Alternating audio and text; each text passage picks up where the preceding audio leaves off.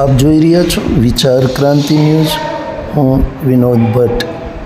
નમસ્કાર દર્શક મિત્રો, ગાયત્રી પરિવાર ન્યૂઝની અંદર આપનું હાર્દિક સ્વાગત છે.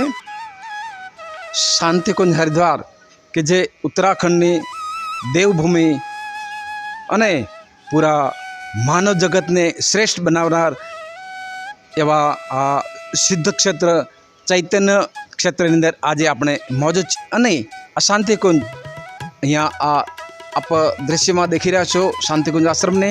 તો આ શાંતિકુંજ આશ્રમ પરમ પૂજ્ય ગુરુદેવ પંડિત શ્રીરામ શર્મા આચાર્યજી, માતા ભગવતી દેવી એ વિશે જરા આપણે સવિશેષ અહીંના કાર્યકર્તા એવા વિનોદભાઈ ભટ્ટ કે જે આપણા ગુજરાતની પત્રકાર ક્ષેત્રનું પણ સરસ મજાનું સેવા આપી રહ્યા છે અને આપણને સવિશેષ માર્ગદર્શન આપશે. નમસ્કાર, આપનું જરા નામ સાથે અમને વિગત સહિત જણાવશો.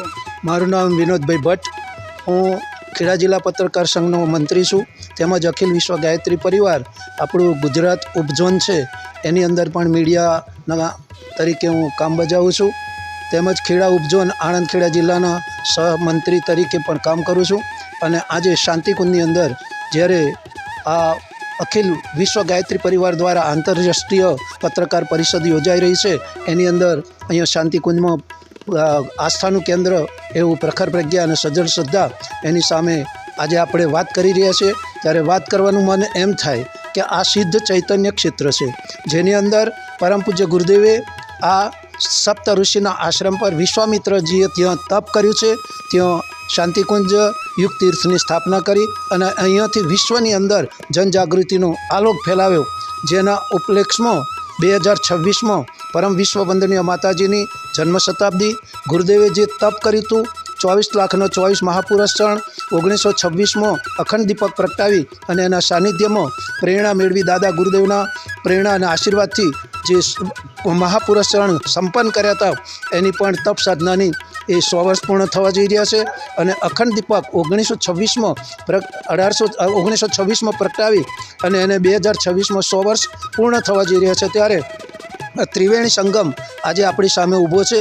ત્યારે ગાયત્રી ત્રિપદા બની, કામધેનુ બની, પારસ બની, અમૃત બની અને સમસ્ત વિશ્વને શ્રેષ્ઠ વિચારો, સદભાવ અને સદજ્ઞાનથી જોડી અને વિશ્વને એક ભાષા, એક રાષ્ટ્ર, એક જાતિનું એ કરી અને ધરતી પર સ્વર્ગીય વાતાવરણ અને મનુષ્યમાં દેવત્વના ઉદયની જ્યારે એ પ્રક્રિયા લઈ અને આપણી સમક્ષ આવી છે, ત્યારે આપણા સૌની ફરજ થઈ પડે કે આપણે સૌ સાથે મળી અને ગાયત્રી મંત્રને ઘેર ઘેર પહોંચાડીએ, યજ્ઞને ઘેર ઘેર પહોંચાડી અને આખા વિશ્વને શ્રેષ્ઠ વિચારો અને સદજ્ઞાનથી ઓતપ્રોત કરી ભારતને સમ્રાટ બનાવીએ, વિશ્વગુરુ બનાવીએ અને ભારત સમગ્ર વિશ્વનું માર્ગદર્શન કરે.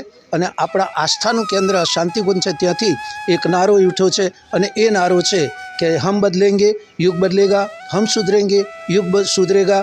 એ નારાના આધારે આપણે આજે ગીતાની અંદર 18 અધ્યાય છે એનો નિચોડ એ આપણા ગુરુદેવે યુગ નિર્માણ યોજનાના સત્સંકલ્પ દ્વારા સમસ્ત વિશ્વને કહ્યું કે આ 18 સત્સંકલ્પનો જો પાઠ કરવામાં આવે તો મનુષ્યની અંદર રહેલી દિવ્ય શક્તિઓ જાગૃત થાય અને મનુષ્ય ફરીથી ધરતી પરનો દેવતા બને અને ધરતી સ્વર્ગ સમી બને.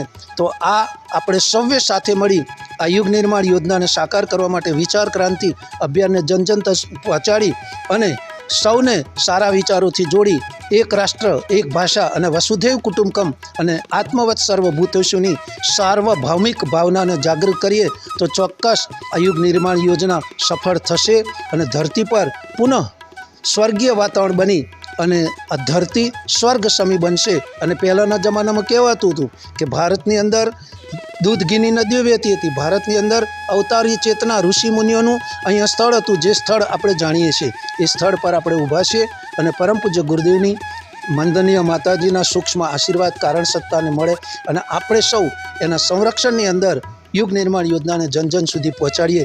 એ જ આ યુગની વિશેષ માગ છે અને એ માગને પૂરી કરવા માટે આપણે સૌએ સમયદાન અને અંશદાનના માધ્યમ દ્વારા આપણે આપણા સમયનું નિયોજન કરી અને આ કાર્યને સફળ બનાવી અને આ યોજનાને સાકાર કરવામાં આપણું યોગદાન હોવું જોઈએ. અસ્તુ. ભાઈ સાહેબ, એમ કહેવામાં આવે છે કે શાંતિકુંજ એ મેન મેકિંગ ફેક્ટરી, મનુષ્યને મનુષ્ય બનાવવાની અહીંયા ફેક્ટરી છે, લેબોરેટરી છે, તો અહીંયા ગતિવિધિઓ અલગ અલગ ચાલે છે, અલગ અલગ સત્રો ચાલે છે 9 દિવસના, 1 માસના. તો એ જરા સત્ર વિશે થોડીક માહિતી આપશો અમારા દર્શક મિત્રોને. હા, આપે ખૂબ સરસ પ્રશ્ન પૂછ્યો કે અહીંયા શાંતિકુંજની અંદર માણસને સાચા અર્થમાં મહામાનવ દેવમાનવ બનાવવા માટે અહીંયા વિવિધ પ્રવૃત્તિઓ અને વિવિધ સત્રો ચાલે છે, જેની અંદર સંજીવની સાધના સત્ર છે, 9 દિવસીય સત્ર છે, 1 માસીય સત્ર છે, તેમજ પરિવાજ પ્રશિક્ષણ છે, યુવાનો માટે યુવા જાગૃતિ અને કન્યા કૌશલ જેવા અનેક સત્રો ચાલે છે. અને અહીંયા નિયમિત રૂપે અહર્નિશ યજ્ઞ થાય છે અને ગાયત્રી મંત્રની સાધના પણ અહર્નિશ 24 કલાક થાય છે. જો અખંડ દીપક પ્રગટ છે, તો દેવકન્યાઓ પણ નિયમિત રૂપે ગાયત્રી મંત્રની સાધના કરી અને આ એક ચૈતન્ય સિદ્ધ ક્ષેત્રની અંદર માણસને સાચા અર્થમાં માનવ બનાવી દેવ માનવ બનાવવાની અહીંયા પ્રક્રિયા ચાલે છે, જેના દ્વારા અનેક સત્રો, જેમાં મેં આપને બતાવ્યું કે સંજીવની સાધના છે, પછી 9 દિવસનું સાધના સત્ર છે, 1 દિવસનું યુગશિલ્પી સાધના સત્ર છે, મહિલા જાગરણ માટે મહિલાઓની એના માટે છે. અહીંયા શિબિરો થાય છે, જેની અંદર ગવર્મેન્ટના માધ્યમ દ્વારા મેનેજમેન્ટ કેવી રીતે કરવું, એના માટે સુરક્ષા માટે કેવી રીતે કરવું, રાજકીય ક્ષેત્રે પણ આધ્યાત્મ અને ક્ષેત્રનો સમન્વય કરી અને રાજ ક્ષેત્રમાં કેવી રીતે પ્રવેશ કરી અને રાજતંત્રને માર્ગદર્શન આપવું, એ અનેક વિધિઓ અહીંયા ચાલે છે. જેની અંદર સૌને એક જ વિનંતી કરવામાં આવે કે આપ એક વખત આ ચૈતન્ય ક્ષેત્રમાં આવી અને 9 દિવસ 1 મહિનો આપને યોગ્ય લાગે એ પ્રમાણે અહીંયા ગાયત્રી મંત્રની સાધના કરો, નિયમિત યજ્ઞ કરો, અખંડ દીપના દર્શન કરો, મા ગાયત્રીને દર્શન કરી અને એની પાસે આપ પ્રાર્થના કરો કે સૌના ઉજ્જવળ ભવિષ્યની અને સૌને સદબુદ્ધિ મળે. એવી જો પ્રાર્થના કરવામાં આવે તો અહીંયા જે ગતિવિધિઓ ચાલે છે એને પણ આપણે આપણા જીવનમાં ઉતારી અને આપણા સહયોગીઓને પણ બતાવવું પડે અને એમને પણ કહેવું પડે કે આપ એક વખત શાંતિકુંજની મુલાકાત લો અને શાંતિકુંજમાં આવી આપ આપના કસાય કલ્મશોને દૂર કરો, તો ચોક્કસ આ મા ગાયત્રીની કૃપા અવશ્ય ઉતરે.